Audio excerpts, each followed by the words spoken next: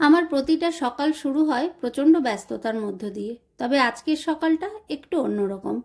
আজ lunch box pack করার কোনো চাপ নেই ঠিকই, কিন্তু রান্নাটা আমি সকাল সকাল চাপিয়ে ফেলেছি। কারণ আজকে বাড়িতে আসছে গেস্ট, তাই পিহান ঘুমিয়ে থাকতে থাকতে একটু এগিয়ে নিচ্ছি। আর ব্রেকফাস্টের জন্য বানাচ্ছি লুচি, ছোলার ডাল। আর নারকোল দিয়ে ছোলার ডাল খেতে আমার তো দারুণ লাগে। লজ্জা পাচ্ছে পিয়ান।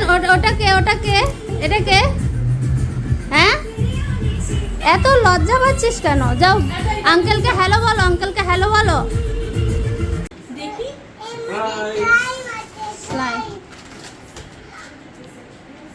লেফট হ্যান্ডে নেয় না, রাইট হ্যান্ডে নাও।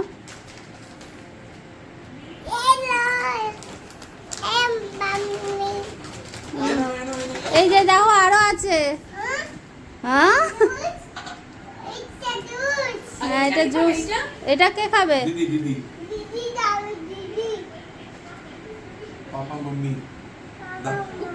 কোনটা? হ্যাঁ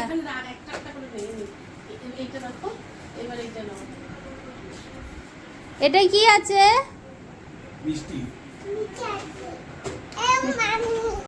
বল এসে খাটিয়ে মারছিস। ননদ বৌদি দুজনে মিলে ঝটপট করে লুচিগুলো ভেজে নিলাম। তো চলো ব্রেকফাস্টটা করে নিই, কারণ সবারই খিদে পেয়ে গেছে। আর ওদিকে আমার রান্নাও অনেক বাকি। পিয়ানবাবু নতুন খেলনা পেয়ে আর আঙ্কেলকে পেয়ে ব্যস্ত হয়ে গেছে। ও ঘুম থেকে ওঠার পর থেকে না আমার কোলে কোলেই থাকে, তাই আর রান্নাটা আমি করে উঠতে পারিনি, কারণ ওকে কোলে নিয়ে রান্না করা খুব অসুবিধা। তাই এখনও ব্যস্ত হয়ে গেছে, তাই ননদ বৌদি দুজনে মিলে ঝটপট করে রান্নাটা সেরে নেব। আর ওদিকে আমার বরেরও আসার সময় হয়ে গেল।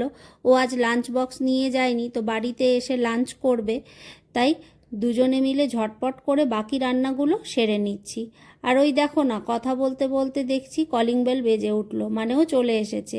ব্যাস আসা মাত্র আমিও ওকে কাজ দিয়ে দিয়েছি, বললাম আজকে বাচ্চাকে তুমি খাইয়ে দাও। আমরা ভাবছি একটু বিকেলে চলে যাব নদী পাড়ে।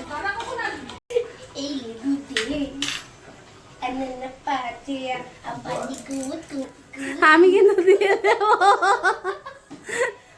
আমার ননদ কিন্তু মজা করতে খুব ভালোবাসে, তাই ও যখনই আসে বাড়িটা পুরো মাতিয়ে রাখে হই হই করে।